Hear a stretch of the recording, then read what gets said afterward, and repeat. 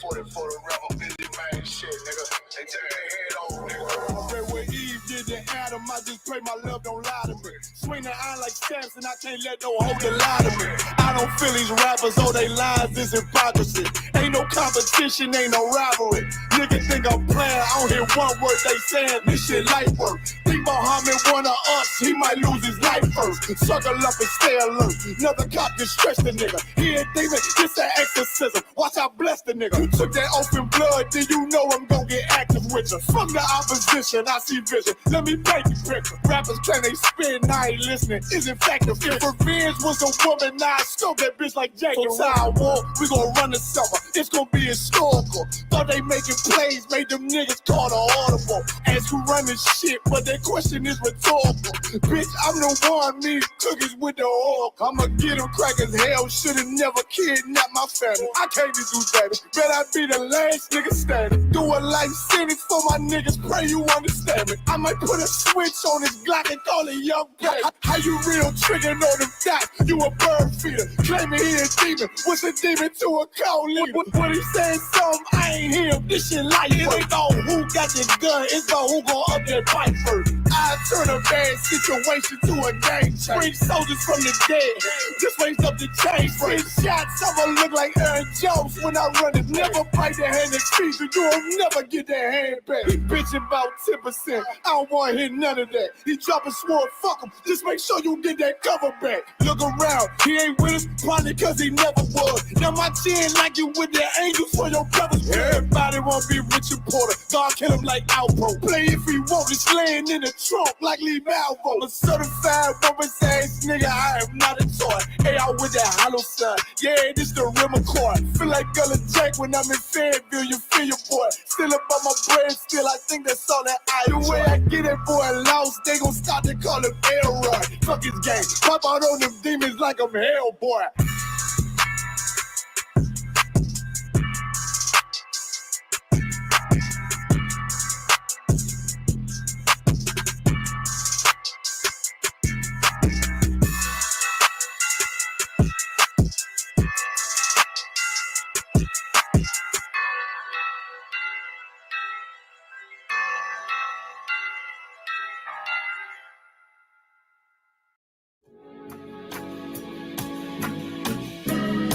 They killed, give me Isaiah 14 and 21. They did the same thing to my people. So that you said that they put millions of my houses. Should a murderer go to jail for murdering? Absolutely. Should a thief go to jail when he steals? Absolutely. Should a robber pay back the money he robbed? Absolutely. So why shouldn't the white man pay for what he did? That's right. One day you'll see just how it feels. Payback is a door. It's a door. Payback is a door. It's a door. Payback is a door. It's a door. Payback is a door. It's a door. I'm in a hell of a hole, was never expected to grow. Just obstacles set in the road, that a result of me selling my soul. The story I'm telling is cold, but yet it's what everyone knows. The white man's the devil is known. America was never our home. Only a place of captivity, safe facility, hating, disfigure me. They claim that I'm lazy, be killing me. Maybe this slavery draining my energy. 400 years and counting. The trail of my tears is countless. Main fact that I'm here is astounding, but I can't wait till this shit is surrounded. Ready to tangle my king and the angel, be ready to rap. Crack in the sky, nuclear missiles are making it official. I'm capturing every crack and surviving. Put them all in chains where they need to be. Slavery for me, and let the whole world see that with them in the cage and safer in the streets. Put the dog on a leash, get resolved for the beast. 144, get the brutal show, we could all be at peace. As soon as the trumpets are sound, your kingdom we busting it down. The only way justice is found, the time for your judgment is now. One day you'll see just how it feels. Payback is a door. It's a door. Payback is a door. It's a door. Payback is a door.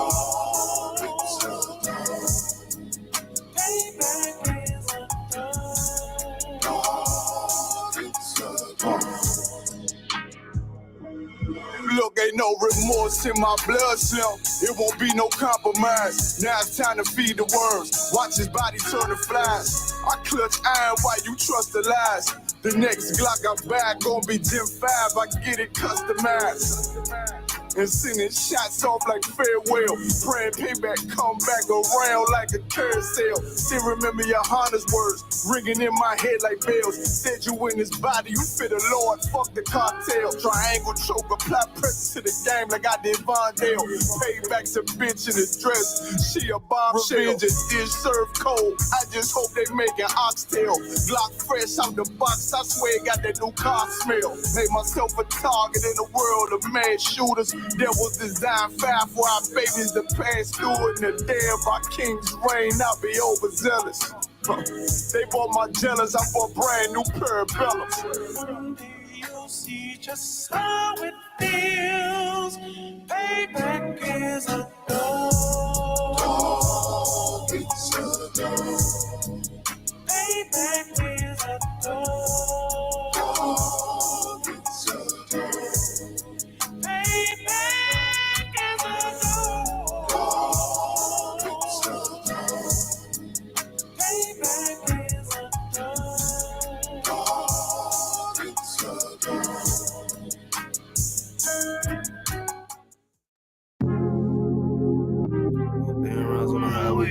One thing I got in this lifestyle, that's my boss, bitch, and my wordplay. Hey, when I get mad, turn the Scarface. How when I get mad, turn the Sharface. Yeah, fuck.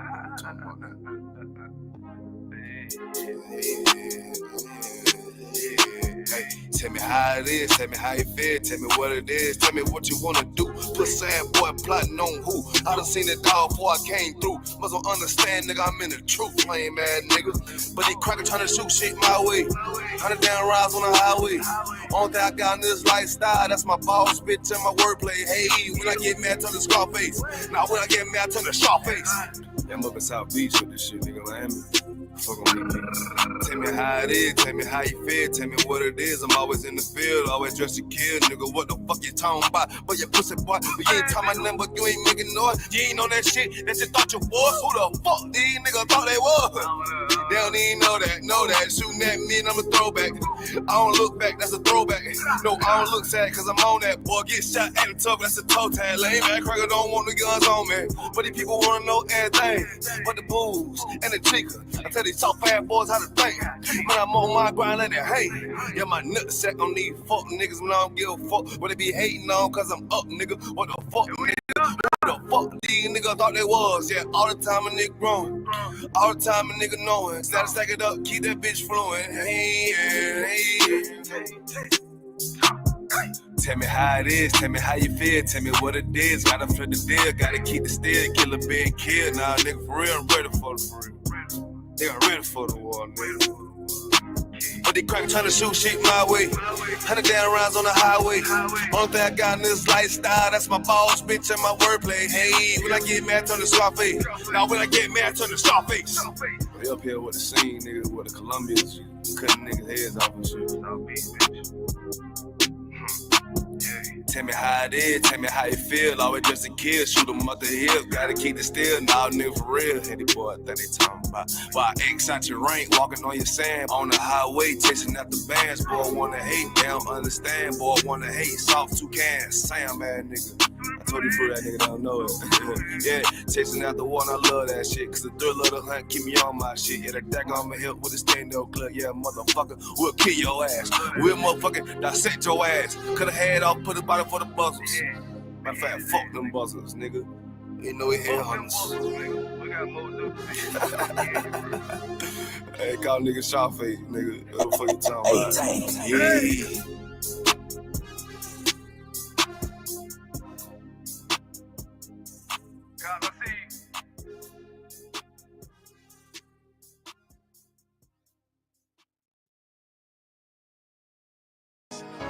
Any man give his life for Yahweh Shai, Mashiach, and Christ, and fall up under that UPK banner.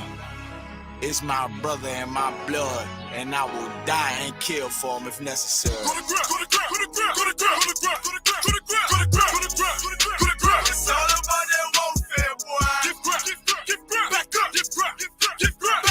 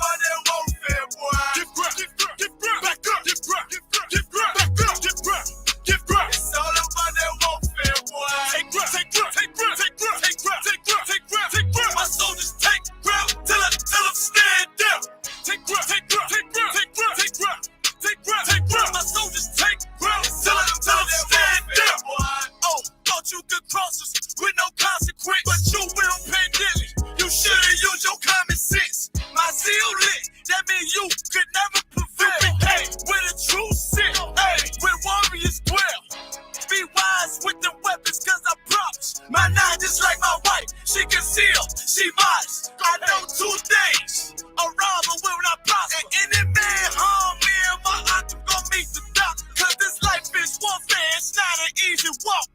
Been watching my people die so you can miss me with that love talk. My UPK soldiers, any man try to cross your path, make him regret it. What that means? Fall on his ass. Comparing me to you really ain't no contest. Long live one West. Say what? Long live one West. This for those who thinking we ain't ready for. Tell them back up. I'm about to drop something heavy for. Go to grip, go to grip, go to grip, go to grip, go to grip, go to grip, go to grip, go to grip, go to grip, go to grip. It's all about that warfare, boy. Give grip, give grip, back up, give grip, give grip, back up, give grip, give grip. It's all about that warfare, boy. Take grip, take grip, take grip, take grip, take grip, take grip, take grip, take grip. My soldiers take grip till them stand down. Take grip, take grip, take grip, take grip, take grip, take grip, take grip. My soldiers take grip till them stand down.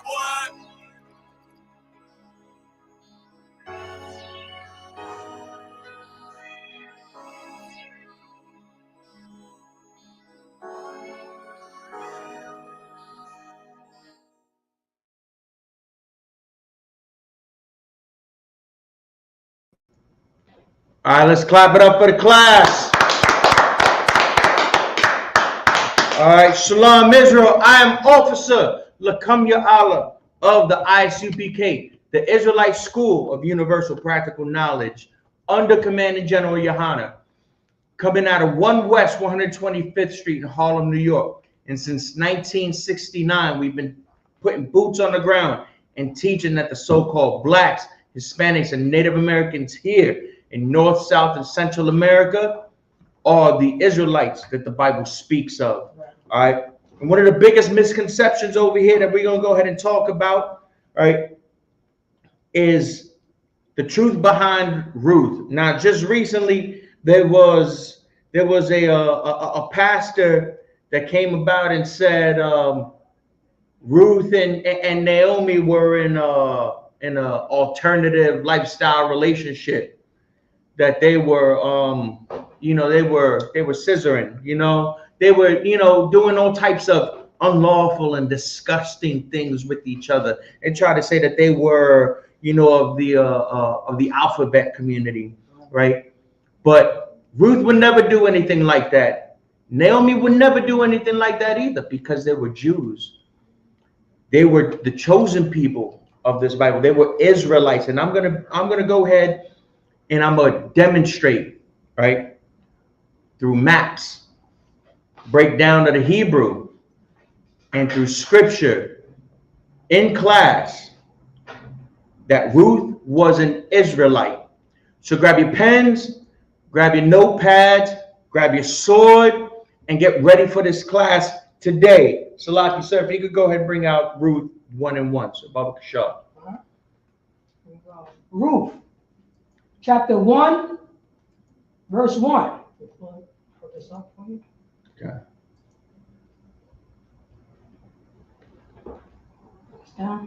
Ruth, chapter 1, verse 1. Now it came to pass in the day when the judges ruled.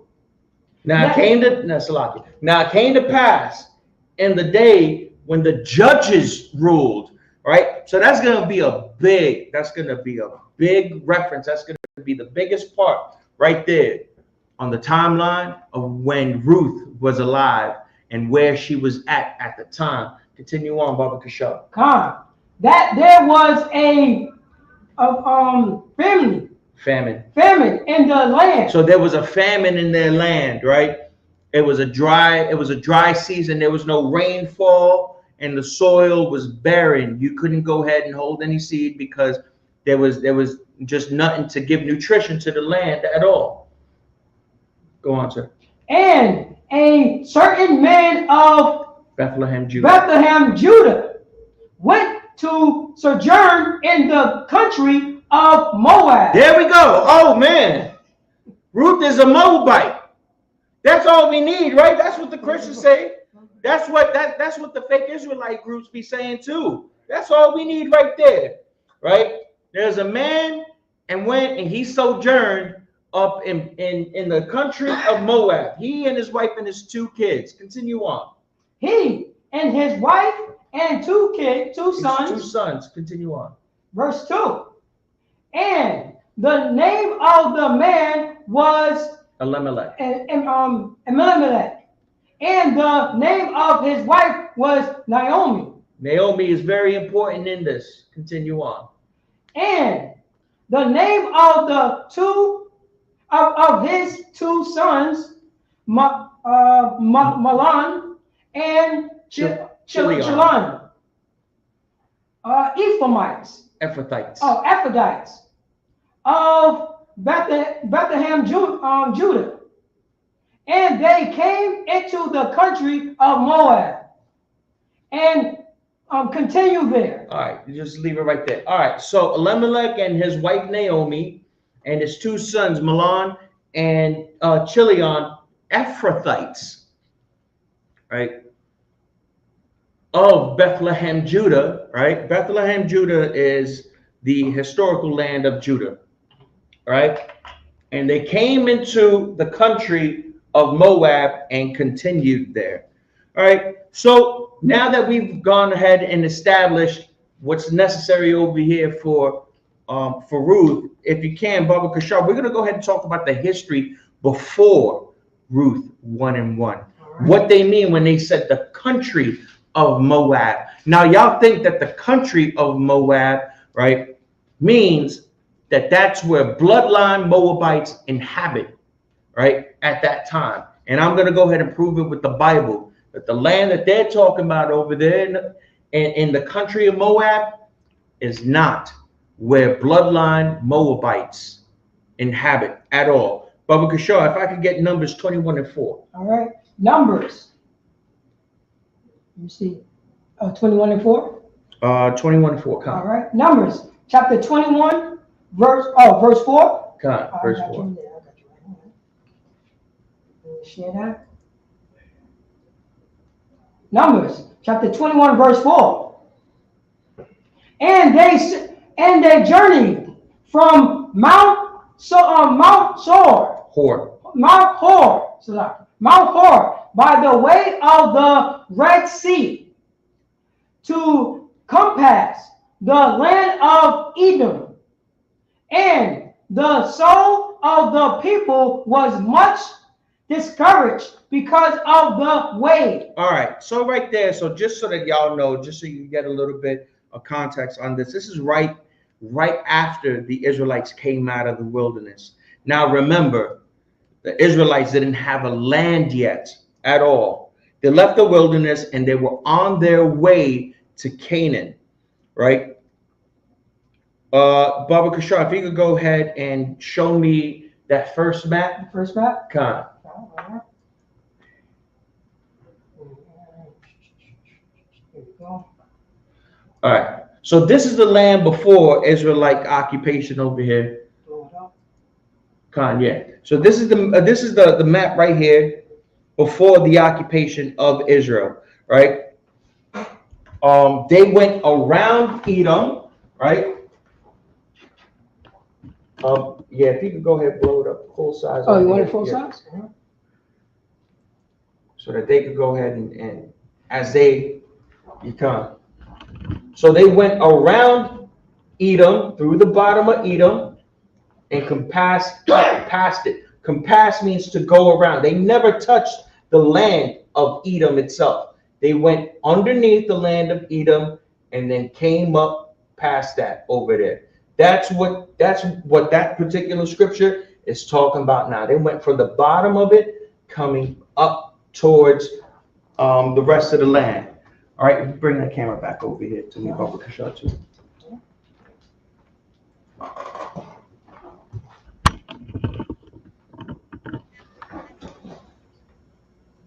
All right, and in that same book over there, if you could go ahead and give me verse 11. All right. Numbers 21 and 11. We're going to read down to 13. All right, no sweat. Numbers chapter 21. Verse 11. And everybody that's watching out there on the YouTubes and on the Facebooks and everything else, grab a notepad, grab your pens, grab your sword. Don't forget, write everything down. This is the undisputed truth. This is the unchallenged truth on Ruth being an Israelite. We're showing everything. We're going back before Ruth. We're going back to the time of Moses right now. All right, let me get that, Baba Kashab. All right. Numbers chapter 21, verse 11. And they sojourned from Oboth and pitched at Jeroboam in the wilderness, which is before Moab, towards the sunrising. All right. So over here, just as I showed you, they went around. They went around Moab. You want the map? God, yeah, bring that map up. There we go. All right. They went around They went around Edom. Just before Moab, it says, right? Baba Kashab, if you could go ahead and read that scripture. You got that tab shared? All right, Khan. So if you could go back to that scripture again, 21 and Numbers 21 and 11, Baba Kashab. All right, there you go. Towards the sunrising. No, from the top. Oh, you want to go from the top? All right, go. And they journeyed from Oboth. So they traveled from the area where Oboth is at. Continue. And pitched at Jeroboam in the wilderness, which is before Moab. So they went and pitched. They set up camp. They set up a place to stay for the time being, right? A place for rest, just before they got towards the land of Moab. So just as I said, they went around. They compassed around Edom, and they stood at the wilderness around the area of Edom just before they got to Moab. Right? Continue on to verse 12, Baba Kashab. We got Numbers chapter 21, verse 12. And from hence they removed and pitched in the valley of Zered.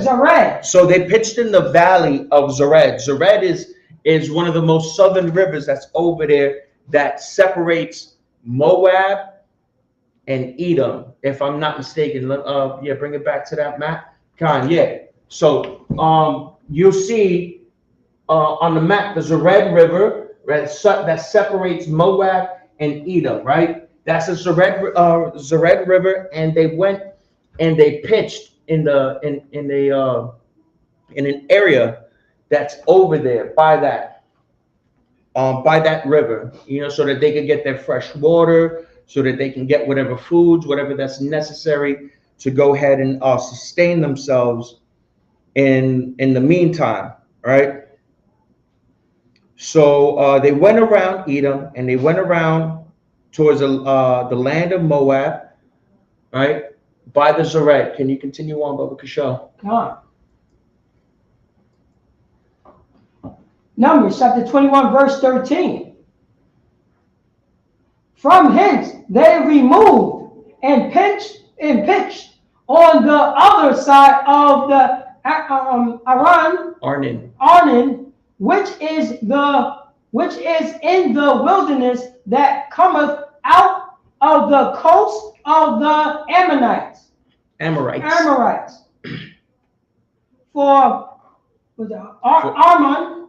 Arnon is the border of Moab, between Moab and the Amorites. All right, so now we saw from 11 to 13 the various pit stops that they were making in different areas on their way, leaving the wilderness, going up towards the land of the Amorites, right? Their whole purpose was to go around that way, right? Not touching the land of Moab, not touching the land of Edom, right? And then they pitched in different areas by the Zered, and now they're going up to the next river, which is the other side of that land, which is the Arnon River, right? So they went around Edom, and they went around the land of Moab and passed the Arnon, right? And it says specifically there for the Arnon River, right, is the border between Moab and the Amorites, right there. right? That's in Numbers 21 and 13. Now understand this, right? The Arnon River plays a major role, huge role in understanding the story of Ruth, because that river is going to be a pivotal landmark. That river is going to go ahead and show Salakia.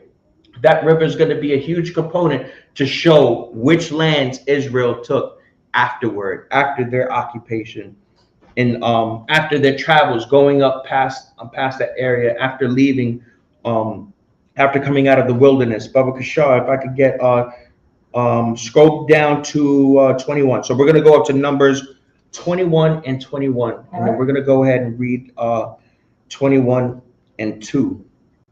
You want 21 and 21? Numbers 21 and 21. Come. We got Numbers chapter 21, verse 21.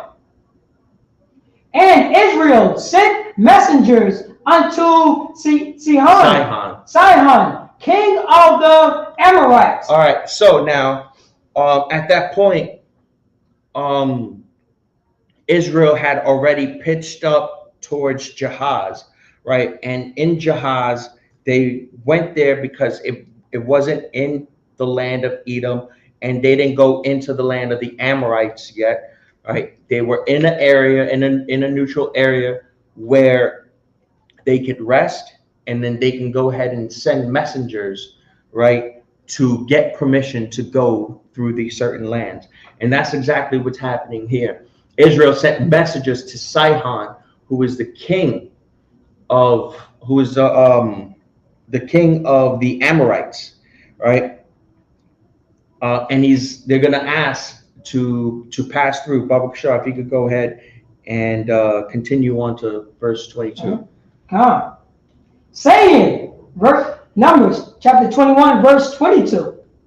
Let me pass through thy land. All right, and so now the messengers are asking the king, right? Asking Sihon, the king of the Amorites, can I pass through this land, right? Because, continue on. We will not turn into the field. We're not going to go ahead and take anything from your fields. We're not going to take your wheat. We're not going to take your barley. We're not going to go ahead and take any of your resources at all, right? Or into the vineyard. So we're not going to go ahead and, once again, putting emphasis on it, right? We're not going to touch your vineyards, right? We're not going to touch your grapes. We're not going to touch nothing in your land, right? Continue on, sir. We will not drink of the water of the well. We won't even touch the water in your land at all. This is how smoothly we want to go ahead and travail pass through this. We won't touch your fields. We won't touch your vineyards. We won't touch your water at all. We just want to pass through quietly as ever. Continue on. But we will go along by the king's highway until we be passed through thy borders. All right. So now Israel is asking Sihon, king of the Amorites, to pass through the land, right? And they were going to travel onto the king's highway until they passed the borders. Now, the king's highway was a road that went through Edom, Moab, and the land of the Amorites. And that road, that pathway reaches all the way up north, up to Damascus, right? Are you sharing this map over here, sir? Yeah, I'm all right, Khan. So if you see that dotted line going up there, right? That whole dotted line right there, that's the king's highway, right? So you see it goes through the land of Edom, right? It goes up to the land of Moab, through the land of the Amorites, right? And up to the land of Bashan. And it goes all the way up north, as far north as Damascus, all right? And Israel wanted to go through the Arnon River, right? Won't touch anything from the Arnon up to the Arnon River, go into the King's Highway, and then continue up north. They won't touch nothing. They'll just stay on the path and continue going up north, right? And the plan for that, and the plan was to get into the Amorites' land, get on the King's Highway, and walk until they get to the borders, which is the Jabbok River, which is up north further, right? Going with, and that's also the border between the Amorites and Bashan, right? And go up to the Jabbok River and go to the River Jordan and cross into Canaan, right? So they were going to go up to the Jabbok, make a left onto the Jabbok, cross the River Jordan, which is towards the left, a little bit more to the left, sir. Yeah, that's the River Jordan. They were going to cross that and then go into Canaan and then occupy Canaan, right? That was the whole purpose of their journey, right? They wanted to go ahead and go into that land. But we're going to go ahead and continue on to see what the king says, right? What Sihon says. If you could continue down up to Numbers 21 and 23. Right? Yeah, the borders, yeah. Numbers chapter 21, verse 23. And Sihon would not suffer Israel to pass through his border. But so it's saying Sihon would not suffer Israel to pass through the borders, right? So now Sihon is refusing the request, right, that Israel is asking right now. Continue. But Sihon gathered all his people together and went out against Israel into the wilderness. And he came to Jahaz and fought against Israel. All right, now I told you that Israel was camped out in Jahaz, right, which is in the wilderness outside of the borders, and they sent messengers up to Sihon requesting permission to go through the land and to go up, right? And Sihon refused. Not only did Sihon refuse, they went to war over that request, right? What a disgusting thing, man. You see these people, and it goes to show with these other nations, man. And these people over here, they're gonna get their just desserts for it. We'll see later on over here, right? What's going on, sir? No, if I mean, you're dropping it so heavy. You know what I mean? We asking for permission. Right. Being nice, we're not going to touch anything. God. You know, and meanwhile, you know what I mean? Meanwhile, they still want to, you know what I'm saying, do us dirty, even though we didn't do anything to them. Same thing how our oppressors did to the Native American Indians. That's right. You know what I'm saying? Same thing. And that's what they say. These are the good people right here. You know what I'm saying? They're so nice that we could take advantage of these people. And that's what they did. That's the same thing that, you know what I'm saying? That's the same thing that this Sihon for the Amorites. The Amorites. God. So continue up to the next verse, Baba Kashar. All right. We got Numbers chapter 21, chapter 21, verse 24. Numbers 21 and verse 24 over here, man. We're gonna go ahead and see how Israel responds to such an egregious action against them, right? They asked permission, right? They were being friendly. They were being neutral in this, right? And Sihon says, not only will you not pass my land, I'm gonna kill you for even asking. And let's see what happens to this disgusting nation over here for coming against the Lord's children. Read that verse. Numbers chapter 21, verse 24. And Israel smoked. And what? Israel smoked. Israel did what? Smoked. Israel smoked. He destroyed. He killed. I don't know if we could go ahead and use that word, but he destroyed. He unalived. Right? He deleted Sihon. Continue on. Him with the edge of the sword. No, with kind words. With the edge of the sword. With pleading. With the edge of the sword. With the handshake. With the edge of the sword. All right. You took my kindness for weakness. I tried to be nice to you, and guess what? You pulled the first move against us. This is what you did, and now this is what's going to happen. Continue on. And possess his land from Arnon unto Jabbok. Now, those are the two rivers again that I mentioned earlier, right? The two rivers of Arnon and Jabbok, right? And it says here, Israel destroyed Sihon and then inhabited the land from the Arnon to the Jabbok River, right? Bring up that, yeah. Bring up that right there. The Arnon River right in the middle of the Dead Sea, right? Right over here.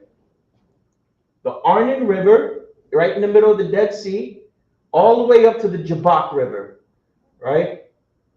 That's where they went and inhabited that land. Now, this land from here to here is Israelite territory, right? All the way from here to here, right? And now we're gonna go ahead.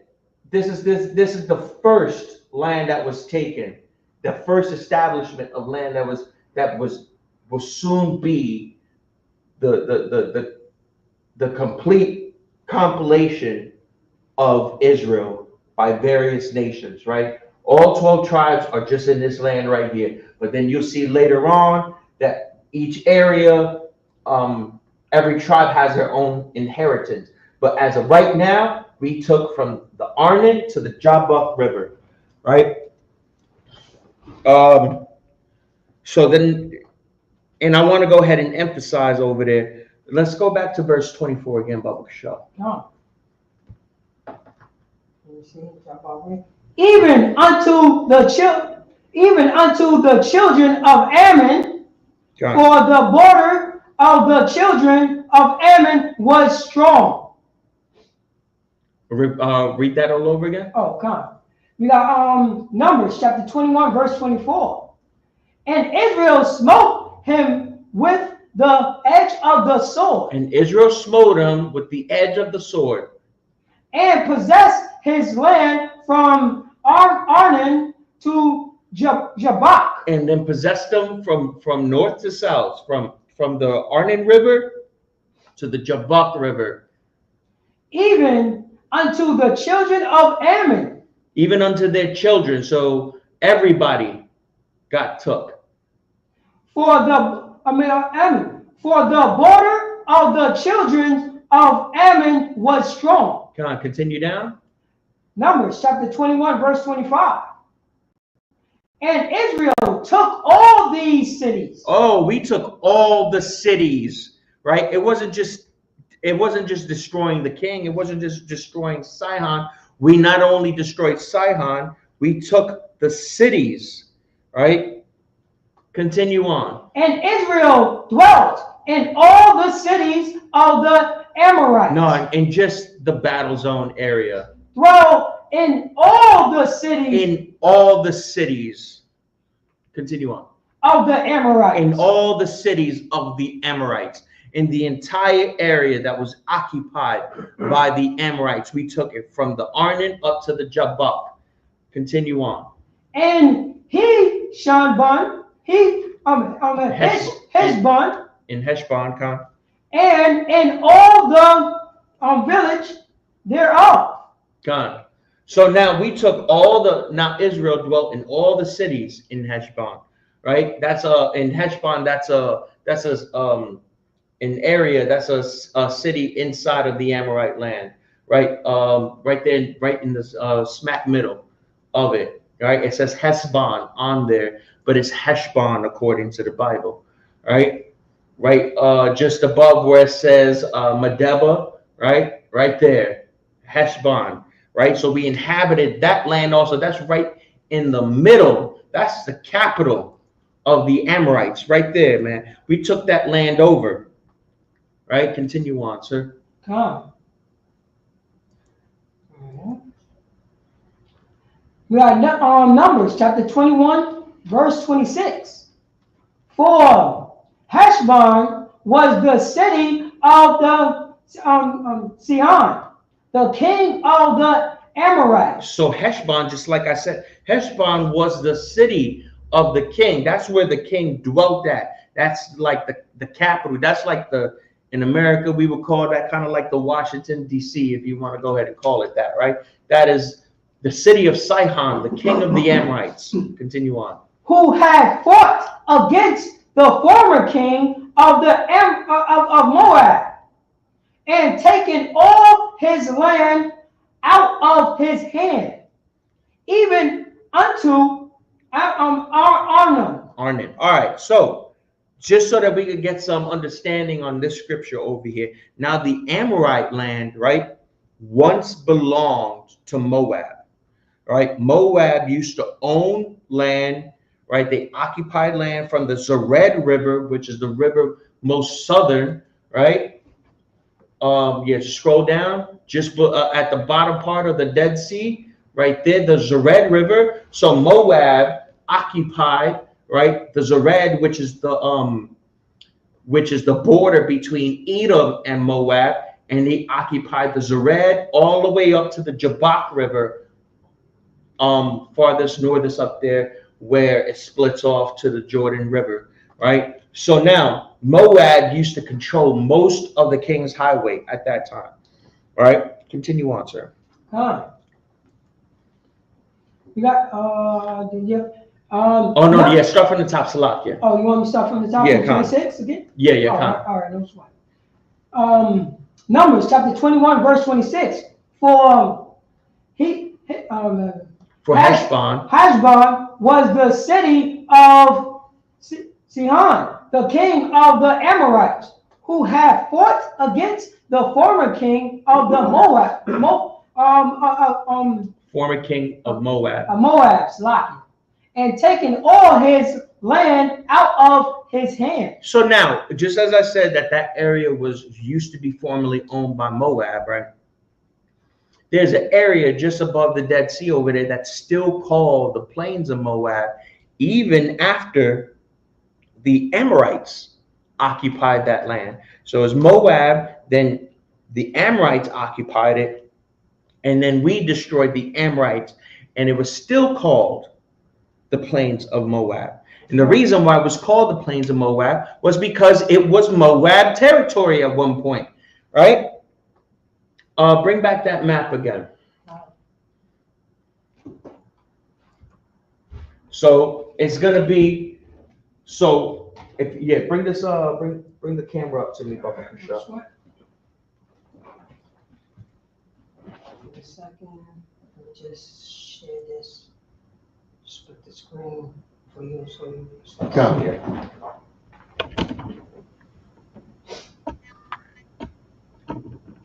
Kanye, not peeking here, just make it full screen for me, Papa. All right. Just so that everybody can go ahead and see that. I want everybody to get a full understanding of this, right? Now you can remove me out of here too. I don't need to see myself.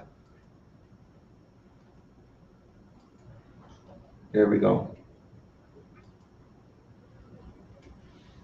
So can they see me from the camera over here, sir? No, they can't see you. Oh, they can't. Yeah, Right, exactly. I had to split it. Oh, you had to split it. Yeah, I had to split it right here. All right, If I could blow it up, I could blow it up.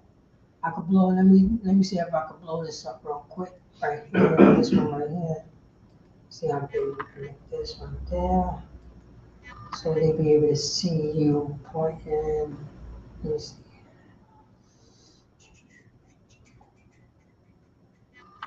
All right. It's too hot. It's too hot. All right. So man, that's a lot of motion going on there. Mm-hmm. Yeah, if you could take this out, Bubba Kashaw, if you guys that out, and then All right. we'll just have to do with the visual reference over here, right? So now you see over here. If I may, you explain it, and I'm going to use the cursor. The mouse, the mouse. all right, yeah, See Most High in Christ. We'll do that. Yeah, All right. All right, go ahead. So now you'll see afterward. Now, just as I explained, right, from the Zered to the Jabbok River, right, was all Moabite territory. Then the Amorites took it from the Arnon to the Jabbok River up north, right? But now it's still Amorite territory. If you can point this camera over to me, sure. All right. But even after it being Amorite territory, there's still an area that's over there that's called the Plains of Moab, right? But it's in Amorite territory. Right. Because it used to be Moabite territory, right? And we'll even afterwards, now we take that land over, right? And now it becomes ours. And guess what it's still called, even under Israelite territory? It's still called the Plains of Moab. If you can, Baba Kashar, can I get Numbers 21 and 29? Yeah, just come back down. Yeah, scroll down towards 29. Numbers chapter 21, verse 29. Woe, woe to thee, Moab. Destruction to thee, Moab. Thou art undone. Your goose is cooked. Oh, Continue. people. Oh, Continue. oh, people of Chemosh. Chemosh. He have given his son that escaped, and his daughters in captivity unto Sihon, king of Amorites. King of the Amorites. Come. All right. So when Sihon, right, the king of the Amorites, took that land over from the Moabites, he enslaved all of the Moabite men, women, and children in that land, right? Sihon didn't capture the Moabites below the Arnon River, right? That's the separation right there. He didn't capture them below the Arnon River. Those that were below the Arnon River didn't go to captivity. The Arnon River became the border that separated the Amorites and the Moabites. So anybody that was north of the Arnon River, right, that was in Amorite territory after Moab lost that battle against the Amorites, anybody that was north of the Arnon River that was a Moabite became a slave in under the occupation of the Amorites. That's what it's saying. Can you go back to that scripture one more time, Baba Kashar? Khan. You want me to read it again? Khan. All right. Here we go. Numbers chapter 21, verse 29. Woe unto thee, Moab, thou art undone. O people of Chemosh.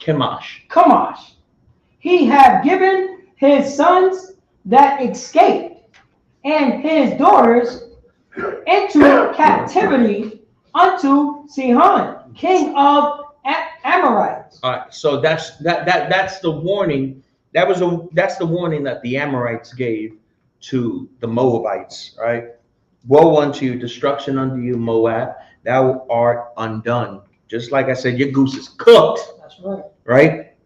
So now, we read earlier that Israel took over the land and that was inhabited by the Amorites, right? So now let's see what occurred with that land. If we could go up to the next, into the next chapter in Numbers, we're going to go to Numbers 22 and 1. Over Kashaw. Numbers. Chapter 22, verse 1. And the children of Israel set forward. They marched forward after they inhabited that land of the Amorites. They marched forward and pitched in the plains of Moab. Oh, they pitched in the plains of Moab, right? Now, mind you, that's not Moabite land anymore, right? It once was Moab, then became the land of the Amorites, and then from the land of the Amorites, it became Israelite territory, right? But it's still called the plains of Moab. Go ahead, sir. Oh, so you're dropping it so heavy. So you actually saying, even though, you know what I'm saying, the Amorites end up being the Moabites. But but that land, but they always kept the name of that land because everybody know that land, land map. That's similar to, you know what I'm saying, that's similar to the Tappan Zee Bridge. You know what I mean? Everybody knows that it's Tapestry Bridge, but they call it, you know what I'm saying? But they call it another name right now. John. But everybody still know it as the Tapestry Bridge. You know another place like that is New York, where the name New York comes from.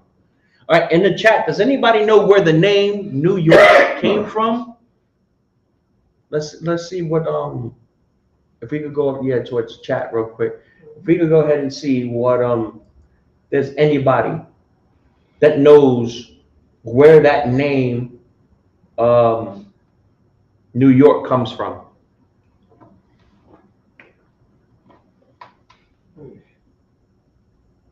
See that.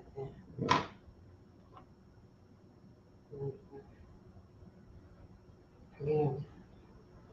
No. All right. So just to expedite things, the name New York comes from. It was named after the Duke of York. That's right. It was named after the Duke of York in England when New York was under English occupation. At one point, way back in the day, New York was under English occupation, and they named it New York. Look at Philadelphia, right? Anyone know where what else is also called Philadelphia? Where we can find that? Go ahead. I believe in the Book of Revelations. There's an allusion to a place called Philadelphia. I don't know the history. Philadelphia is a city in Egypt. That's right. All right. But if you're born in Philadelphia, are you called an Egyptian? No. So if you're born in the plains of Moab, are you considered a Moabite? Absolutely not. I can shut the class down right now on just that. I'm a quarter of the way through. I can just shut the class down on just that right now, just off the history, right, of Israelite occupation, just going up to Numbers. I didn't even touch Numbers 22 yet, right? But just like if you're born in New York, you're not called an Englishman, right? No, it doesn't make any sense. So now, but yeah, if we can, Numbers 22 and 1, sir. Right. Yeah, Numbers chapter 22, verse 1. And the children of Israel set forward and pitched in the plains of Moab on this side Jordan by Jericho. All right, so they went and pitched in the plains of Moab on this side of Jericho, right? So that's going to be on the east side of Jericho. All right.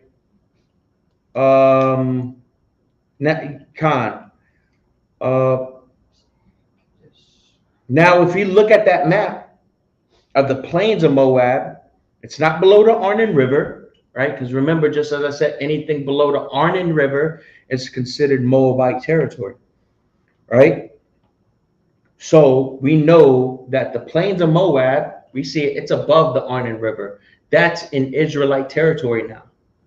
It's 100% Israelite territory. It's not south of Arnon River where Moab still occupies, right? Can I get Numbers 22 and 2, sir? All right.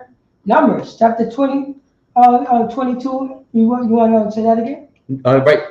Yeah, Numbers 22 and verse 2. Oh, verse 2. Slide. Numbers chapter 22, verse 2.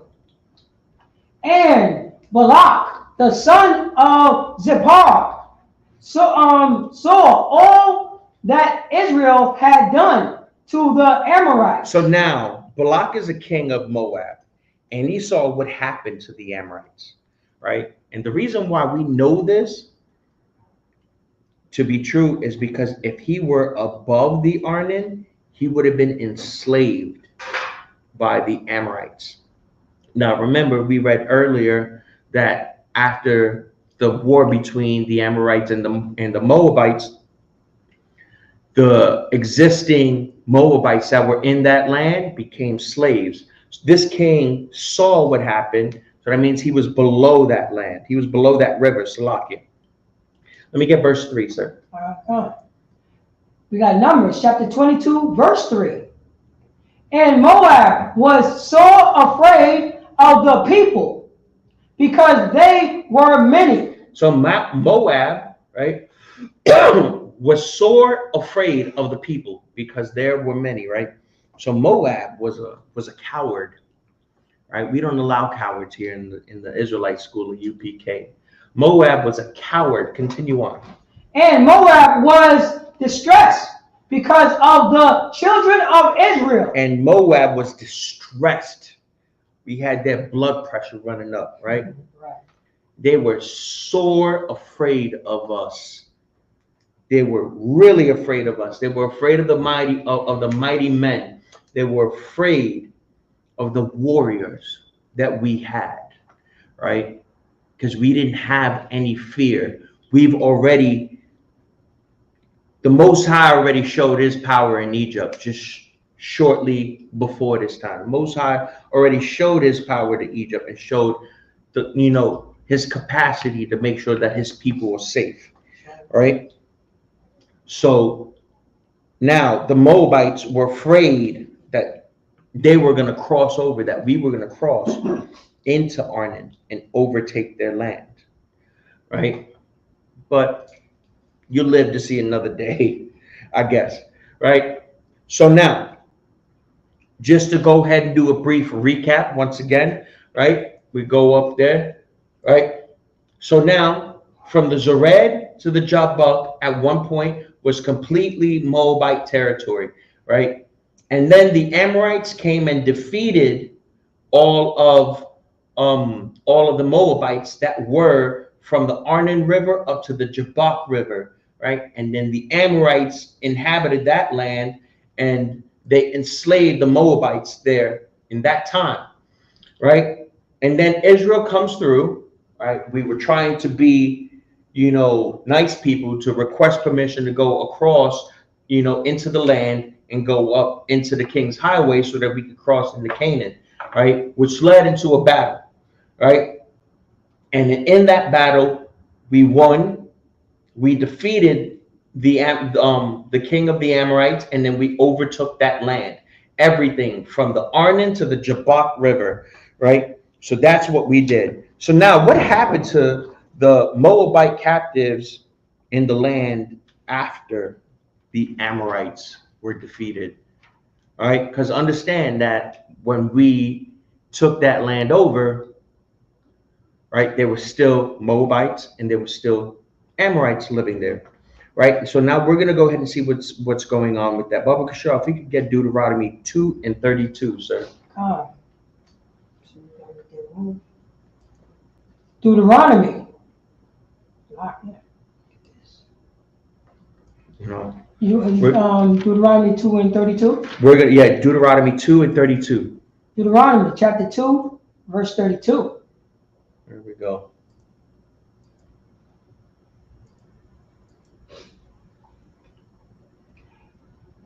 Then Sihon came out against us, he and all his people, to fight at Jahaz. 33. Con. All right. Verse 33. And the Most High, our power, delivered him before us. So now we were going to go ahead and fight at Jahaz. Remember, we pushed up outside of the land of the Amorites and we sent messengers. We were pitched at Jahaz, and then we went up to go ahead and speak to the Amorites, to which they said no, and then went to war with us, right? And then the Lord delivered him before us, brought the Amorites down to their knees in front of us. Continued on. And was smote him and his sons. And we smote him and his sons. We didn't just destroy the king of the Amorites. We unalived his sons and all his people, right? You dare come across the children of the Most High after we go ahead and entreat you and then ask, hey, can we just go ahead and pass through? Can we go ahead and, we won't touch anything from the field. We won't go ahead and touch your vineyards. We won't even drink from your water. We're gonna go ahead and slide right through into this land, into this this highway, the King's Highway, and then we'll be out your hair. Right. No. And then now, guess what happened? We destroyed the Amorites, the Amorite king, his sons, and all his people. Everyone. This means all of the Amorites were killed. No Amorites existed in that land at all. There were none alive at all. Right? Let me get verse 34. Oh, I didn't finish. All his people, you already said. Yeah, Khan. Yeah. Deuteronomy chapter 2, verse 34. And we took all his cities at that time and utterly destroyed the men and the women and the little ones. Of every city we left none to remain. We left who to remain? None to remain. We left a few. Go get out of here. Send a message. Skedaddle. We left none to remain. We left none to remain at all. All of the Amorites were destroyed in that land. They're gone. They're absolutely gone, right? The Amorite cities were under Israelite control, under Israelite capture, and the Moabite slaves that were even in that land too, right? Because we spoke about earlier about the king of the Amorites enslaving the Moabites after he beat the Moabites and then took that land. So now we took the land, destroyed all of the Amorites, and we destroyed all of the Moabites that were there too. All of these slaves that were there, everybody, all of the servants that were there. No Moabites inhabited that land. Now, mind you, this is where the plains of Moab is at. There are no Moabites. The Bible says there are no Moabites in that land at all, and no Amorites in that land either. It was inhabited by Israelites only. Baba Kashaw, if I could go ahead and get Deuteronomy 3:1. We're going to read Deuteronomy 3:1, and we're going to go down to verse 6. Deuteronomy chapter 3, verse 1. Chapter 3, verse 1. Then we turned and went up the way to Bashan. Now, Bashan is the land that is north of the Amorites, right? That's going up towards Mount Nebo or Mount Hermon. It's a mountain that's really up there. It's closer towards Damascus. So now these people, so now Bashan control from the Jabbok River up to Damascus. All right, continue on. And Og, the king of Bashan, Og, the king of Bashan, right, came against us, he and all his people. The battle of Edrei. All right, so we went up to Bashan by crossing the Jabbok River, right? Continue down. Deuteronomy chapter 3, verse 2. And the Most High said unto me, fear him not, for I will deliver him and all his people. So now this is Moses. Right, this is the Lord that's talking to Moses, right? And the Lord is telling Moses, right, we're gonna go ahead and take that land, and don't have a single scare, don't have a single doubt in your mind at all. Just like I brought these people, the Amorites, down to their knees in front of you, I'm gonna bring these people down in front of you too. I'm gonna help you out with this. Continue on. And his land into thy hands. And now I'm going to go ahead. I'm going to help you out, and I'm going to deliver these people, right? And I'm going to deliver their land. I'm going to give you the people and the land to your hands, right? Continue on. And thou shall do unto him as thou doest unto Sihon, king of Amorites. King of the Amorites. Continue. Which dwell at his Heshbon. Heshbon. All right, and now what happened to Sihon, king of the Amorites, which dealt in Heshbon? We just went over that. We just went over it in Deuteronomy 2 and 34, right? And in 2 and 34, it says, none were left to remain. None were left to remain, right? And that's the same thing that's going to happen over here to Bashan. None were left to remain, right? Continue on. We're gonna go ahead and read down to verse 6. Deuteronomy chapter 3, verse 3. So the Most High, our power, delivered unto our hands also the king of Bashan and all his people, and we smote him until none was left to his remaining. None were left to him remaining. It sounds really familiar. Right. We just went over that with the Amorites. Right. So now Bashan, when they faced the same fate when they went against the Most High's children. Go ahead, sir. You're dropping it so heavy. This is to let you know what I mean? We was following the law, statute, commandments. That's right. You know what I mean? This is what happened for, you know what I'm saying, for blacks, Hispanics, and Native American Indians, is following God's law. And what, you know what I'm saying, and being God's people. And this is what the Most High would do for it. He said it in Deuteronomy 28 and 1. You know what I'm saying? If you follow his law, statute, commandment, you'll be set on high above all people upon the face of the earth. And that's what we do. We was following the law. We got ourselves right. You know what I mean? And the Lord was with us every time. That's what we have to do. You know what I mean? And the only thing that we have to do is what? The Day of Atonement. You know what I mean? Follow, you know what I'm saying? Be brotherly.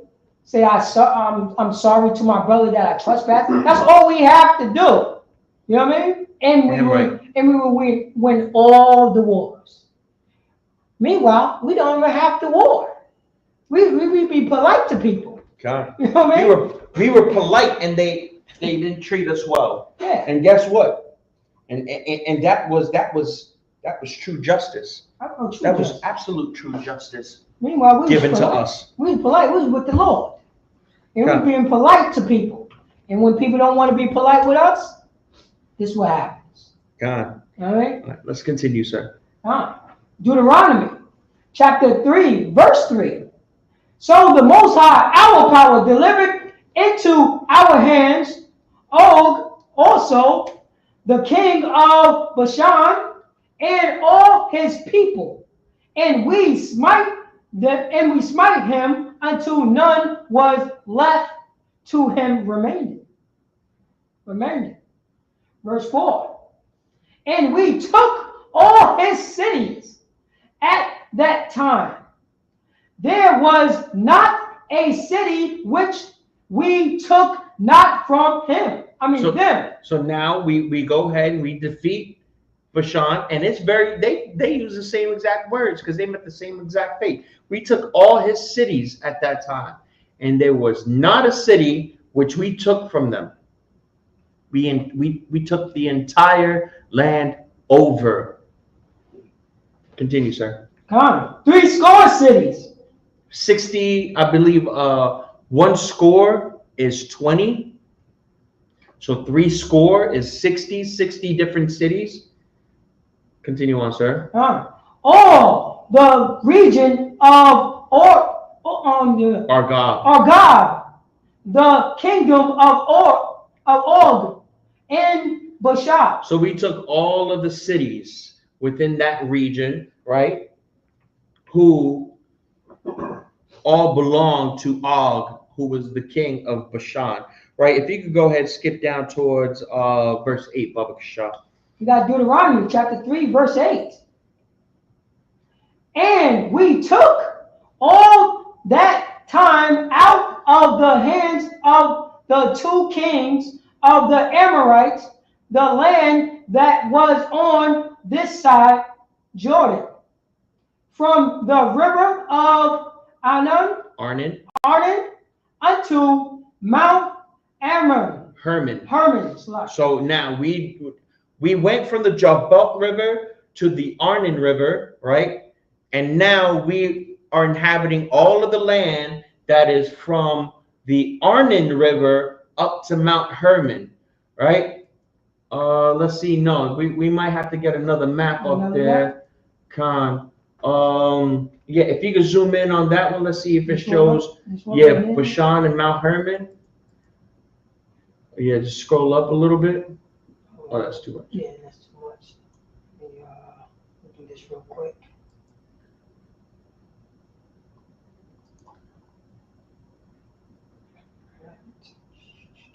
It's not letting me scroll. All right, but even with this, yeah. I got it. So now, even with this map, now these are all scholastic. These are all scholastic maps that are being used, right? These are maps that come from different various books and scholastic material.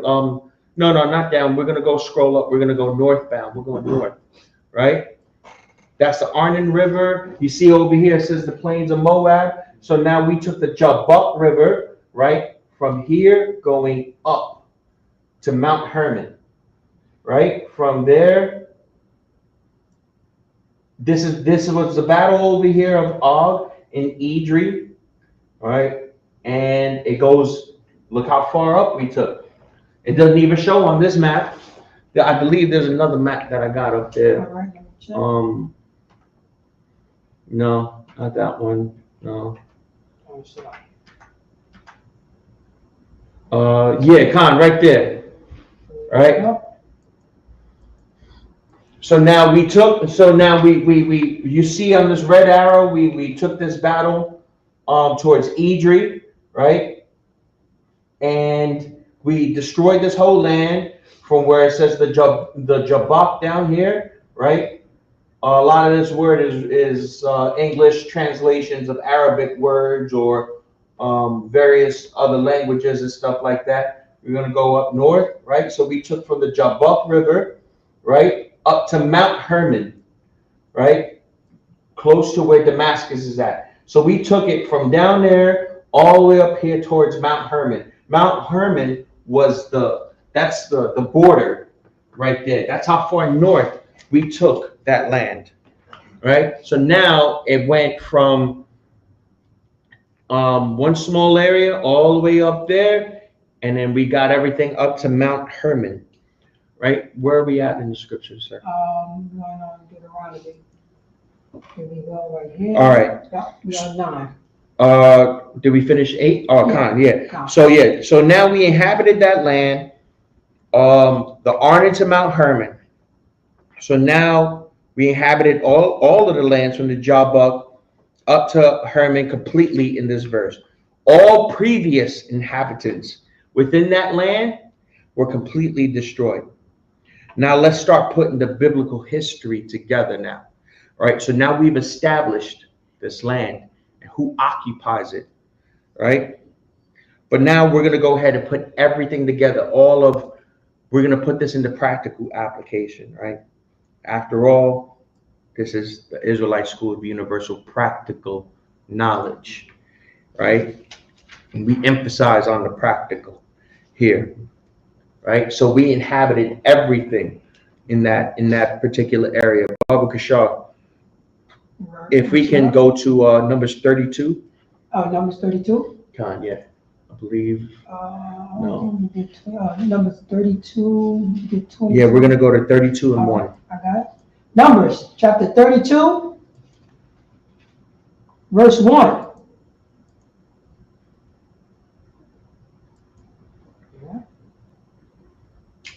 Now the children of Reuben and the children of Gad had a very great multitude of cattle. So now Reuben and Gad, right? They have a large amount of livestock, right? Of cattle around. Continue. And when they saw the land of Jazeer. Jazeer, and the land of Gilead. Gilead, that behold, the place was a the place was a place for cattle. So now, the tribes of Gad, who we call now so-called Native Americans, and Reuben, the so-called Seminole Indians, right? So now they see that this land, the area from Jazeer to Gilead, right, was a good place, a very functional place for their cattle, right, where they had lots of vegetation, lots of, you know, things growing around, place that was a suitable area for, you know, the farmer type people, the cattle herders, right? Continue on. We got Numbers chapter 32, verse 2. The children of Gad and the children of Reuben came and spoke unto Moses and to Eleazar,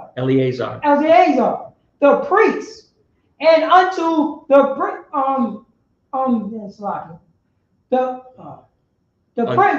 princes of the congregation. Yeah, congregation. All right. So Gad and Reuben come to Moses and to Eleazar, right, and unto the princes of the congregation, right. Continue on. Saying, verse 3. Ataroth, and Dibon, and Jazar, and Nimrah, and Heshbon. We went over about Heshbon, where Heshbon is at. That's a good indicator right there on the land that Gad and who else is taking this thing with Gad? Reuben. Yeah, Gad and Reuben. That's a good indicator on where Gad and Reuben are about to occupy right now. Right? Continue on. And Elilah, and Shaban, and Nebo, and beyond. Verse 4. Even the countries which the Most High smote before the congregation of Israel is a land for cattle, and thy servant have cattle. Continue. Deuteronomy chapter 32, verse 5. Wherefore said they, if we have found grace in thy sight, let this land be given unto thy servant for a possession, and bring us not over Jordan. All right, Khan. So, all right. So now keep in mind, the original plan for Israel, right, was to cross the King's Highway, over the Jordan River, and enter into Canaan. But Reuben now, so now here we have a little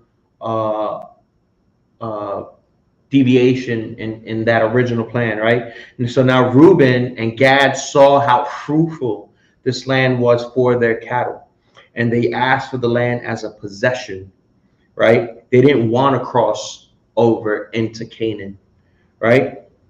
So now we're going to go ahead and see further on where you see Heshbon over there. Can you share this? Sure. So now you see Heshbon right there. You know, that's a good indicator of where Reuben and Gad are now going to occupy, right? And look what's right next to it, the plains of Moab. Okay. So now, if you can, Baba Kashar, if you can skip down to Numbers 32 and then go down to 19, verse 19. Right. Numbers chapter 32, verse 19.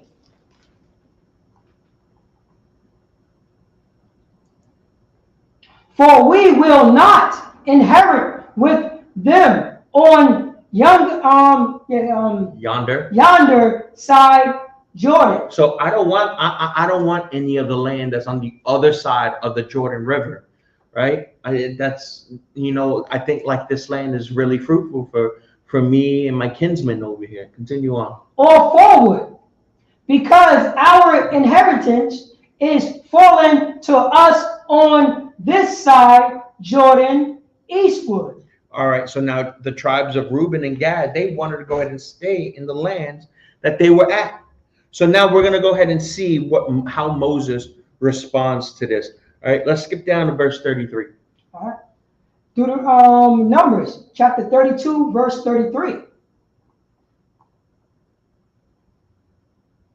And Moses gave unto them, even to the children of Gad, and to the children of Reuben, and unto half the tribe of Manasseh. So now Moses gives unto the children of Gad, and unto the children of Reuben, and unto half of the tribe of Manasseh, right, who is the son of Joseph. Continue. The kingdom of Sihon, king of the Amorites. So they gave them the land of the former land of the Amorites. And we already went over where the Amorites were at. They were from the Jabbok River up to the Arnon River, right? So now that land becomes the land right here. That land now becomes the land of Reuben, Gad, and half of Manasseh. That's no longer Amorite territory. Now that this is the first inheritance over here that helps create the land of Israel. All right, Reuben, Gad, and Manasseh take this land over right here. All right, now that we've established this land, now we can move forward 300 years. All right, now we're going to go ahead and move forward in time. We already know this land now, and Moses said it. The Bible says it here. Numbers 32 and 33. The land that was taken was the former land of the Amorites, right? So now we've established who owns that land, right? And we went over that there were no Amorites, there were no Moabites over there, there were no one from any other nations in that land. They were destroyed down to the last man, woman, and child, right? So now we're going to go ahead and move 300 years forward, right, into the time of the Judges and Ruth. In case you didn't know, and I said it earlier, Ruth takes place in the time of Judges. Let me get Ruth 1:1 again, Baba Kashaw. Right. Ruth, chapter 1, verse 1. Now it came to pass in the day when the judges ruled. When the judges ruled. So now we you know, don't get caught up on the order of the books in the Bible, right? So now, even though the book of Ruth was placed after Judges, yeah. So now it was. So now that it the book of Ruth was placed after Judges, it most certainly occurred during that time of the Judges. All right. You know, which is just shortly, I'm gonna know, it's like you know, just as I said, about 300 years after the first occupation, after the battle of the Amorites, after the battle against Bashan, after us travailing through the wilderness, trying to find a place where we can go ahead and call home, because we left the wicked and disgusting captivity, which was Egypt, right? And the Lord was with us throughout the wilderness and travailed us all the way through, took us, compassed us through, you know, under the land of Moab, and, you know, over the land of Edom, Salakia, yeah, under the land of Edom, and, you know, compassed over Edom and Moab, right, into jihads so that we could go ahead and, you know, try to seek refuge so that we can go ahead and continue on to this mission, right? So now we move 300 years past that, right? And now we're moving up into the land of Judges, right? Salaki, sir, if you can go ahead and give me Judges 11 and 4. Oh, you want Judges 11 and 4? Yeah, we're moving up to we're moving up now to the time of Ruth. Judges chapter 11, verse 4.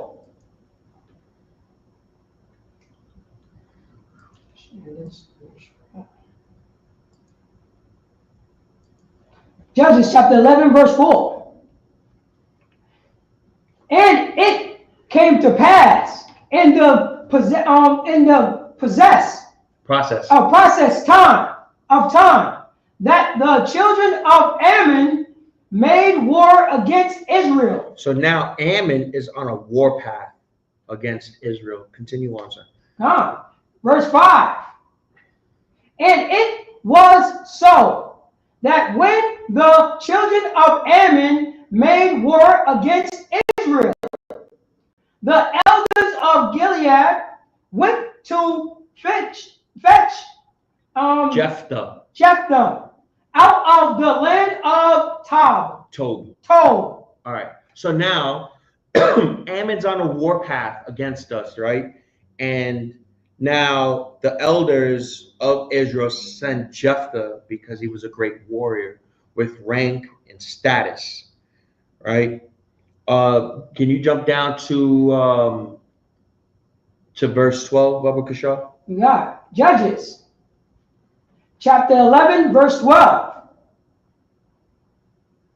And Jephthah sent messengers unto the king of the children of Ammon. So remember, we did that before with the Amorites. We sent messengers to the king of the Amorites. Don't confuse the Amorites now with this current nation that's beefing with us. These are the Ammonites, right? The so-called Japanese people, right? That's who Ammon is. Continue on. Saying, what hast thou to do with me, that thou art come against me to fight in my land? All right, so now Jephthah, you know, just to kind of put it in more modern terms and everything, Jephthah is asking, like, what do you have with me? Like, what problem do we have?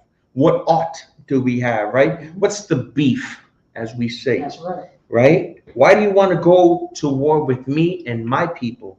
Right? Now, the Ammonite king, the Japanese king over here, he's going to go ahead and answer that question. We got verse 13, down. Verse 13. And the king of the children of Ammon answered unto the messenger of Jephthah, because Israel took away my land.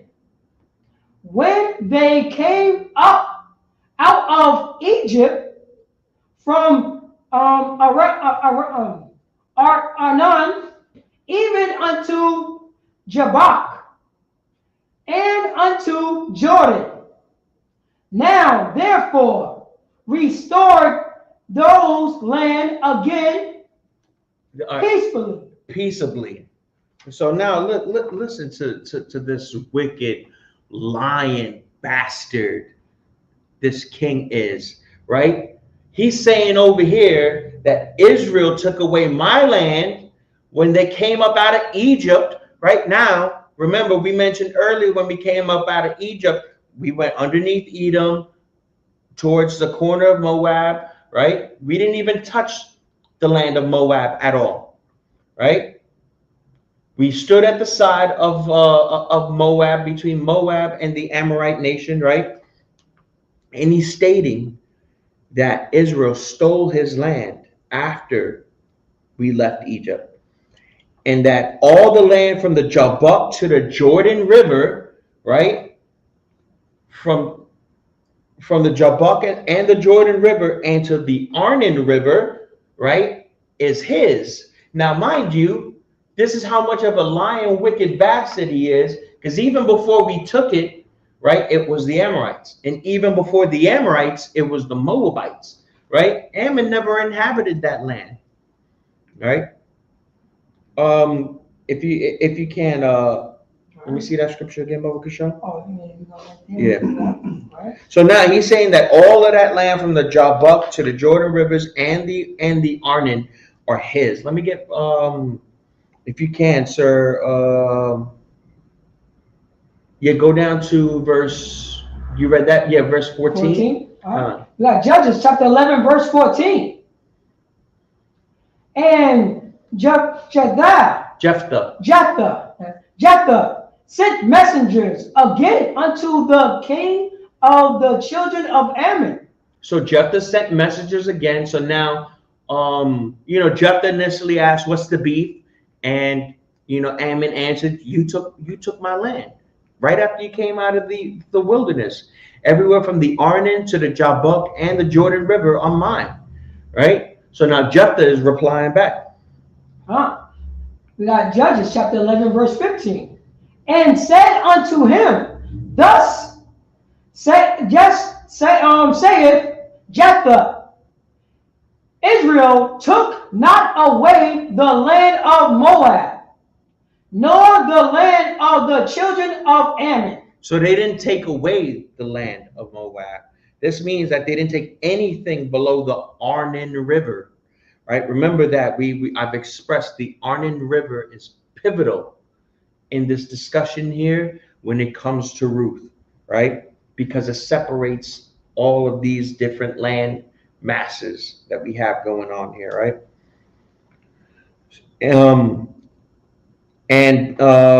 So they didn't take anything below the Arnon River because also, as we previously stated, Moab would have been captives of the Amorites had they crossed that river. Because remember, the Amorites came over and took over from the Arnon to the Jabbok and then took all of the Moabites as their slaves, right?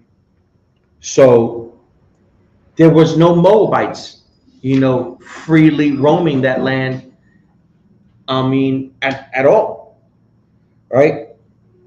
So now go ahead, sir. No, you're dropping it so heavy in. Oh man, this is good, man. You got to make a part 2. It's lock it. But this, you got to realize too. Still during the time as he's talking to this Ammonite king, Ammon king, Reuben and Gad is possessing this land. Yes. You know what I'm saying? Currently, while they in discussion, this is what's going on. This is, a lot of people don't realize that's what you cannot forget about Reuben. The tribe of Reuben and the tribe of Gad have cattle and raising farms in this land at that current time. God.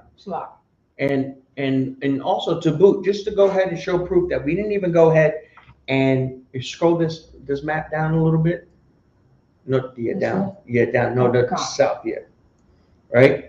We didn't even touch Edom either at all. We went completely underneath that, right? The Most High instructed Moses as he was leading his people not to go through Moab, right? Mm-hmm. At all. We didn't go through Moab, and we didn't go through Edom at all, right? We didn't touch that. We went over towards the side of it, right? And this is told us, we were instructed to do this by the Most High. If I could go ahead and get Deuteronomy 2:9. All right. Oh, you want to go back there? Yeah, right. We're gonna go back just a little bit towards the time of Moses again. All right. So that Deuteronomy 2:9, right? Okay. Deuteronomy chapter 2, verse 9.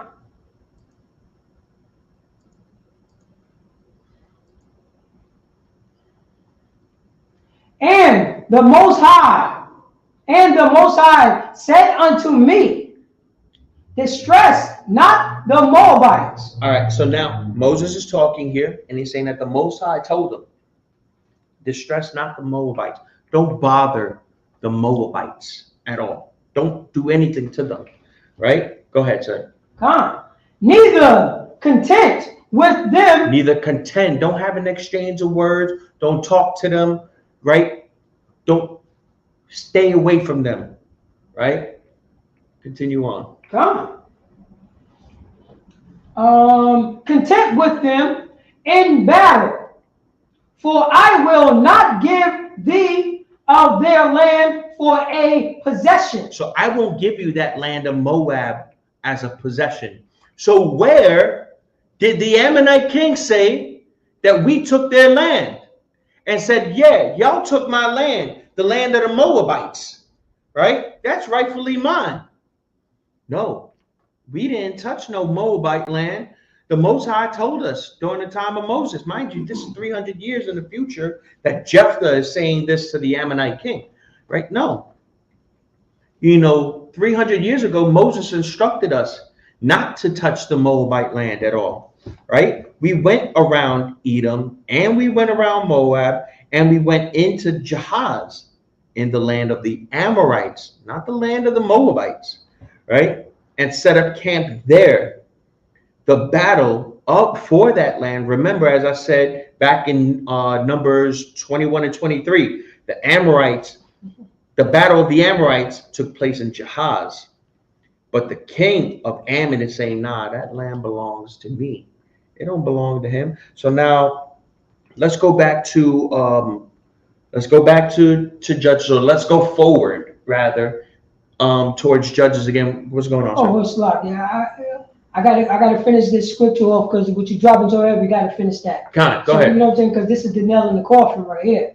Because I have given, you know what I'm saying? No, let me read. For I will not give thy of their land for a possession, because I have given unto the children of Lot for a possession. Who was the children of Lot? One of the children of Lot was Moab, right? And he possessed that land called Ar. If we could go back towards Judges 11 and 26. We got Judges, chapter 11, verse 26.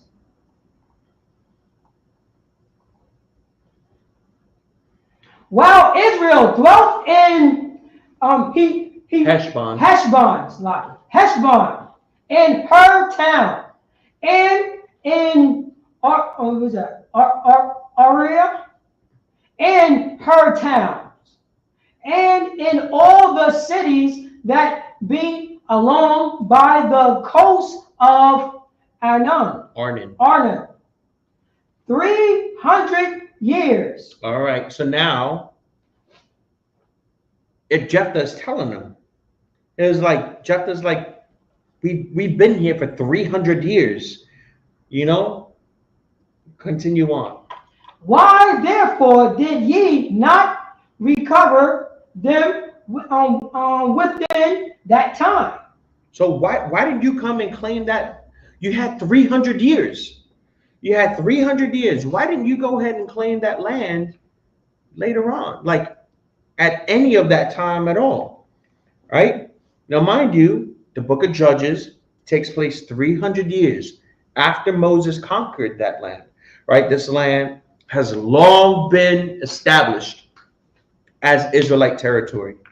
And eventually, like the rest of the tribes, did cross the Jordan River, and they went into the land of Canaan and established the rest of the land.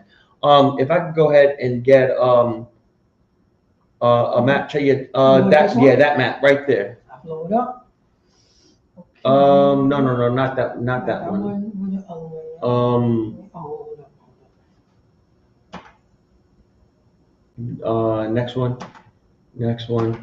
Next one.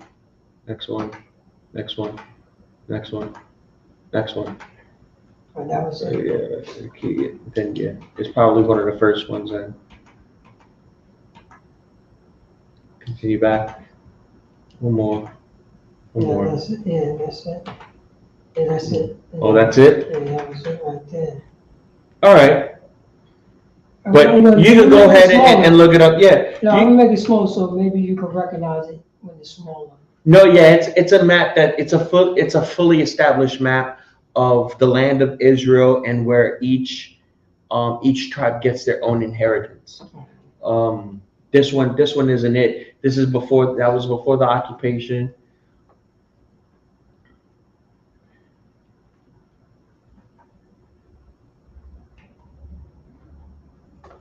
So, all right, but you can go ahead and now look, you can look up that map later on. I just put up, ancient map of Israel, and then you go ahead and see where each tribe, their inheritance, and then, what they get, right? So now we're gonna, since we've established everything up in Judges now, 300 years after the establishment of the land, right? Now we've gotten that land, right? So now let's whenever you get a chance, sir, if you can go up towards back to Ruth 1:1. All right, Ruth, chapter 1, verse 1. Read that from the top. Now it came to pass in the day when the judges ruled that there was a famine in the land, and a certain man of Bethlehem, Judah, went to sojourn in the country of Moab. All right. So now most people think that the Moab that's mentioned here is that land that was below the Arnon River, right? But the scripture uses the word country of Moab, right? Not the land of Moab for a particular reason. The country of Moab actually is the plains of Moab in the land that was given to Reuben, right? Now we've established now where Reuben, Gad, and Manasseh, they take over the land that was the Amorites and the kingdom of Bashan, which is from the Arnon River up to Mount Hermon, Mount Hermon, right? So it's actually the plains of Moab, right? So now, even though the land was given to Reuben, the Bible still calls it the plains of Moab, right? So now, just as I mentioned earlier, like look in New York, it was named during English occupation, right? And it was named after the Duke of York. This land is no longer in English occupation anymore, but it still carries the name from the Duke of York, right? And it's the same thing as the plains of Moab, right? It carries the name of the plains of Moab, but it's no longer under Moabite territory. Go ahead, sir. Oh no, I got the map of the inheritance for the 12 tribes. Yeah, Khan. Yeah, you could go ahead and show that, sir. All right. Right there, right? So now they go ahead. Yeah, blow that up a little bit bigger. Come. It's not there. There we go. There we go. Right. So there we go. So now you see the the inheritance of where Reuben is at, right? Of where Gad is at, and where half of Manasseh is at. And Manasseh is separated into east and west Manasseh, if I'm not mistaken. And then you see down below, right, below the Arnon River is considered Moab, right? And below that is Edom, right? Got the Ammon right here. So yeah, and then the Ammonites, those are the people that wanted to go ahead and seek a beef with us, right? So now it's not. So now we know it's not uncommon for places to keep names from its previous occupations, right? Just like I said, look at Philadelphia. Philadelphia, is a city in Egypt. If you're born in Philadelphia, you're not an Egyptian. If you're born in New York, named after the Duke of York, you're not an Englishman, right? What's going on, sir? When you was talking about the Gadites and the Reubenites, it says it right here because they didn't want to go through the Jordan River. So they got the Jordan River right here, and you got the Gadites and the Reubens right here. Con. Right here. This is their plains right here. And they want to go over here. Damn right. Yeah, damn right. It's like, So now, so we've have multiple maps to go ahead and show the location of where the plains of Moab is at, and that it's an undeniable fact that the plains of Moab is inside the land of Reuben, right? So now, Baba Kashar, if you can, if we can bring it up to Numbers 30, no, not, Numbers 33 and 50, if you guys want to go ahead and look it up, if anybody wants to look it up, Numbers 33 and 50 and Numbers 36 and 13 are perfect examples of, even with Moses, after all this land has been established and owned by us, he calls it the land of Moab. He calls it the plains of Moab, right? So now, where is this so-called country of Moab, right? Let's go up towards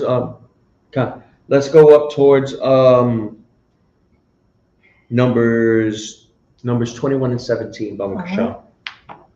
Numbers, chapter 21 and 17. Numbers, chapter 21, verse 17.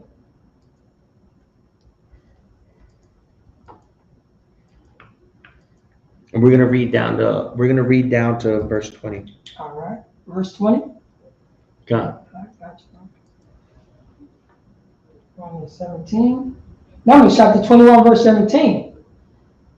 Then Israel sung this song: Spring up, O well, sing ye unto it.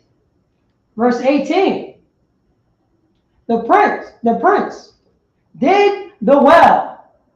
The nobles of the people dig it by the direction of the lawgivers, with their shovels, staves, and from the wilderness they went to Mattanah. Verse 19. And from Mattanah to Nahaliel.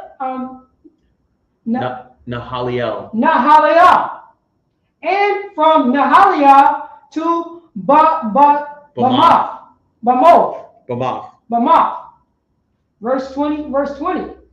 And from Bamoth in the valley that is in the country of Moab. Now, from Bamoth in the valley that is in the country of Moab, right? Now, Bamoth. So the scriptures are saying over here that Bamoth is located in the country of Moab, where Ruth is from, right? Now, I got a map over here, Baba Kashar, exactly where Bamoth is at this time, right? Now, mind you, Numbers 21, we've already established this land. This land is ours, right? We're gonna go ahead. We're gonna use that map right there. All right. So, right here, or you want me to go to another? Let's map? see if I believe. No. Go back. All right. No, you gotta slow down. Hold on. So yeah, right here, Bamoth, right? Come. Yeah, just blow that one up, and you're gonna see where Bamoth is at. But where is Bamoth and what inhabitants? Right? I shared the tabs. Huh? Yeah. I'll let me go walk. Oh, here we go, right here. Huh? Yeah. So you scroll down. Yeah. Keep going up north, right? So now we see Bamoth right next to Mount Nebo, right? Right next to Mount Pisgah, right? Where it says Bamoth, right there, where the plains of Moab, right? In the country of Moab, Bamoth. But where is Bamoth at? Who's inheriting that land? That's Reuben. Like you can't make this up. You can't make this up at all. Bamoth is right there in the land of Reuben, right? So there we go, in the country of Moab. So no, so the scripture is saying that Bamoth is located in the country of in the country of the scriptures is saying that Bamoth is located in the country of Moab, where Ruth is from. So now we went and demonstrated it in the land, right? Where it's at, in the land of Reuben, right? Now Israelite territory, and they said Bamoth is in the country of Moab. So now this proves that Ruth was not born in the actual like land of Moab, where it was inhabited by Moabites. Because if she would have been born in the land inhabited by Moabites, it would have been south of the Arnon River, which is, you know, just below Reuben, right? But it says Bamoth in the country, right, of Moab. Now this further proves everything that I'm saying. So what verse was that? What was that? All right. Here we go. No. Yeah. No, this No. last slide. It was Numbers 21. Yeah, I got it right here. Yeah. And from Bamoth in the valley that is in the country of Moab to the top of Pisgah, which looketh toward Jeshimon, right? So now in that map we showed where Mount Pisgah is at, right? Towards, but where in comparison to Bamoth, right? So now this further proves that Elimelech, right, who is the husband of Naomi, right, and Naomi did not go to the land of Moab in reference of a land where it's inhabited, right? They didn't go below the Arnon River, right? They went to the plains of Moab in what the Bible calls the country of Moab. Now remember, it was all once called Moab until the Amorites took the land. Now remember my example about New York and everything like that, but you know, the name is going to always stick according to the Bible, right? So let's go up towards Deuteronomy 34:5, sir. All right. Deuteronomy chapter 34. This one. Chapter 34, verse 5. 34 and 5.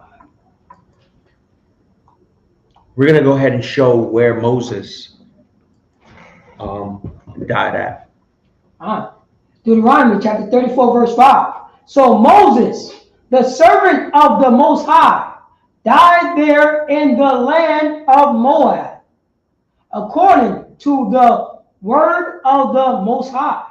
So yeah, he died in the land of Moab, right? In the country of Moab, right? But now we've read before, right, that the Most High said that we won't go ahead and do anything. We won't, stress out. We won't do anything towards Moab, the land of Moab, which is below the Arnon River, right? That land, which is called Ar, is given as a possession to the children of Lot, right? This land up here, right? I believe it was what Moab, Amorite, and then Israel, thrice occupied, was still called the country of Moab, right? So, but people, they take that word and they think that it's, he died in a land that's occupied by Moabites. If you can, sir, in that same book, Deuteronomy 34, if you could go ahead and scroll down to verse 8, Baba Kashaw. Deuteronomy chapter 34, verse 8. And the children of Israel wept for Moses in the plains of Moab. They wept for him in the plains of Moab. So now we've already established multiple times already, and I'm gonna keep stressing it, right? In the plains of Moab, where it was at as an inheritance, was given to Reuben, right? That's where the plains of Moab was at, in the land where Reuben has occupied, right? It's no longer a Moabite inhabited land, right? The plains of Moab, that's the country part of Moab, right? Or, just the country part of the land. So now you see over here in headquarters, right, is city stuff. But, when you go down south and everything, and you see a bunch of trees and fields and stuff, what do we call that? We call it the country. That's right. The sticks. Sticks. Some people call it the sticks, from the sticks. I'm from the countryside, right? What is it, Nelly? What was his old group called? I think it was like Nelly and the Country Boys or something like that. There was like a hip hop group back in the early 2000s that were called like, the Country Boys and stuff like that, right? But we're gonna go ahead and find out what that word country means, because a lot of people get too hung up on that word country. If you can, in the email, we're gonna go ahead and check out what that word country is. I sent you an email for the Hebrew words, right? We're gonna go ahead and the country word, the word for country, not that one. Keep going down. Keep going down. That one. All right. Yeah, just click it. Yeah. Share this. All right. We sharing it now. Are you able to click it so that we can get a bit of a better picture? Right there. Oh, it's not. All right. So now that word, that same exact word right there, is found in Ruth 1:22, where it's talking about the country of Moab, right? Shaddai. So now we see what it means. It means the field, land, cultivated field, a home of wild beasts, plain, and land. That's the countryside, the forest. That's what we know as the countryside over here, right? The Bible is utilizing the word country because it's talking about a specific part of the land, also known as the plains of Moab. This land was given unto Reuben. So now when you come across words in the Bible like land of Moab, you can separate the difference of when it's talking about above or below the Arnon River, right? And also keep in mind, as we mentioned before, all the Amorites and all of the Moabite captives were killed. Unalived. They were destroyed down to the very last man, woman, and child.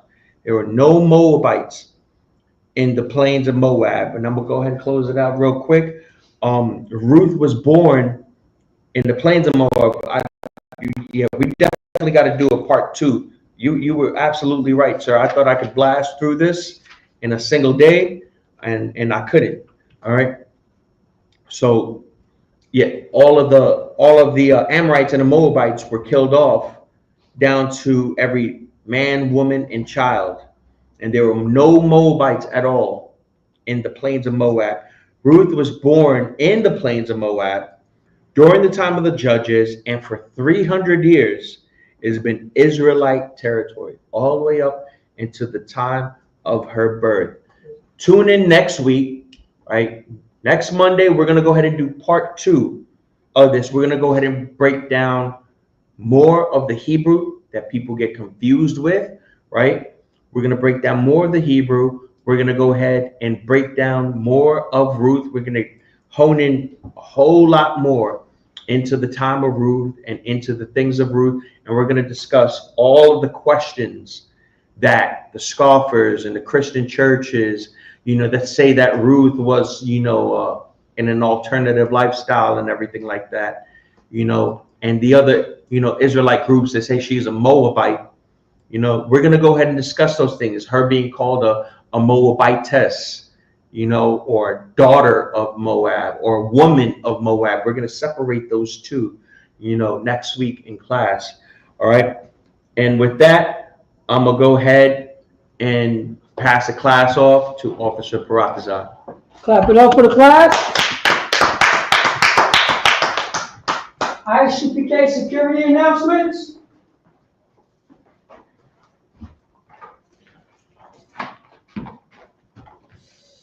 We are the ISUPK, start out on 1 West 125th Street, Harlem, New York. Ruth for a new brother or sister. When a new brother or sister come into the school, they are off limits for 6 months. They are to be saluted only. They are here to shed themselves off of the world. If they need transportation, the teacher will arrange it. After 6 months, if a brother or sister have an interest in a particular person, he or she must get permission from the heads to speak to a brother or sister. There's another 6-month period in which the brother and sister will court each other. After this 6-month period, the brother and sister will get permission from the head to marry. Tithes, which is a commandment. Numbers chapter 18, verse 21. Malachi chapter 3, verse 8 through 10, mean 10th in the Hebrew, ma'ashura. 10% of every penny of any increase the Most High give you, give to Treasury Department or teacher. Priest fund, free will offering, not mandatory, whatsoever amount you would like. Upcoming Holy Convocation is the Feast of Tabernacles. That's Wednesday. This Wednesday, October 16th. October 16th at sundown. Go to ISUPK.com, scroll down, look for Holy Convocation, and look and call that number if you want to come to the Holy Convocation. If anyone wants to remind the Akim and the Aquafium to check the bulletin board in the hallway. If anyone wants to be a trooper in the school, to start wearing all black, boots, shirt, pants, headband, and scarf. And with that, Many Israel, I'm going to give one a courtesy salute. Many Israel Amadu, which means stand. Many Israel Amadu Shabbat. Amadu, Barak. Yahabah Hashem Yashar Rakadam. Yazbata, class dismissed. The Feast of Tabernacles Wednesday here.